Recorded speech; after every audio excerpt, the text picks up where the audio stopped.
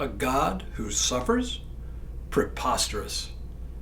And yet, that is exactly what we say in the Apostles' Creed, that Jesus Christ suffered under Pontius Pilate.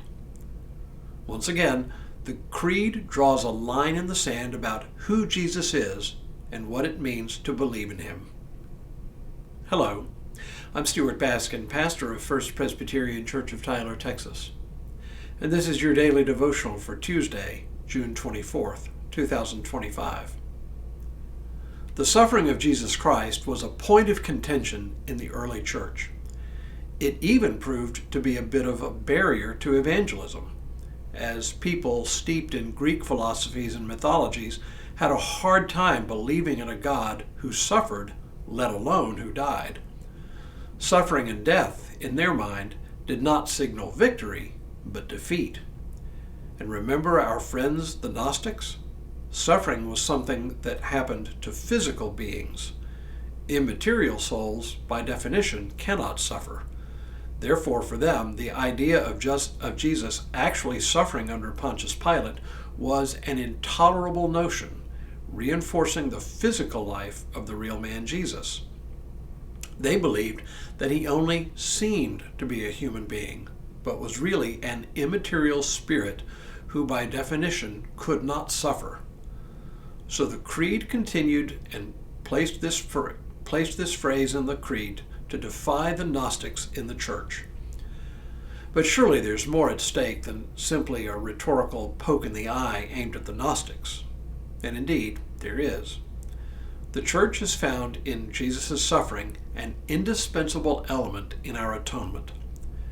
Different theologians have interpreted it differently, but all regard it as a critical piece of the puzzle. Reformers such as John Calvin and the Westminster Divines regarded it as supporting what is called substitutionary atonement, or the idea that Jesus suffered the punishment that we human beings deserve in our place. And by this accounting, Jesus substituted his own body to receive the punishment which God would justly punish us for our sins. Others frame it in terms of his obedience. His willingness to suffer on our behalf is seen as his perfect obedience, which in turn is counted as obedience for us on our behalf. It is called imputed because his perfect obedience is credited or imputed to us, even when we fail in our obedience. Still others see the suffering of Christ as an example for us to follow, an example which also encourages us to live lives of obedience to God. Perhaps the most relevant biblical text regarding the suffering of Christ comes, ironically, from the prophet Isaiah in the Old Testament. In the last of the so-called suffering servant passages between Isaiah chapters 42 and 53, we read, "Surely he has borne our infirmities and carried our diseases. Yet we accounted him stricken, struck down by God, and afflicted. But he was wounded for our transgressions, crushed for our iniquities. Upon him was the punishment that made us whole, and by his bruises we are healed. All we like sheep have gone astray.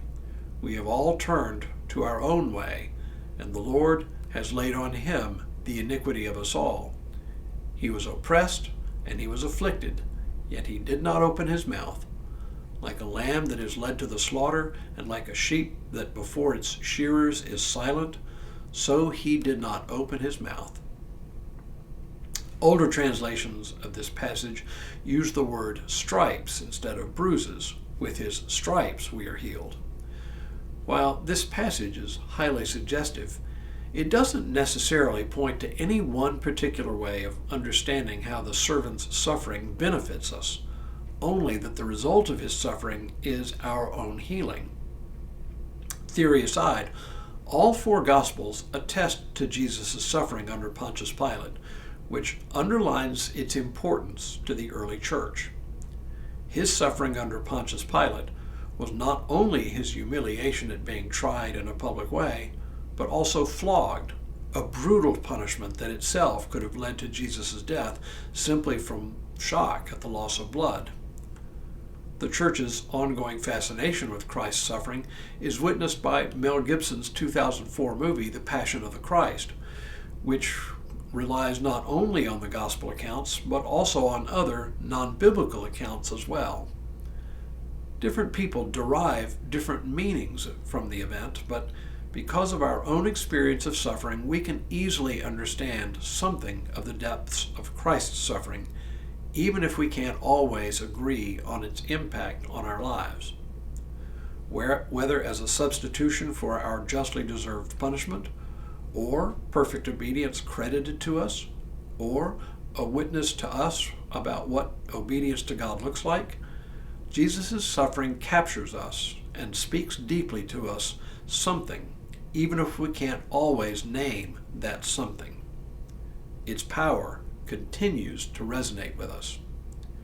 Jesus suffered under Pontius Pilate, a true human being who experienced true and searing pain, and all for us.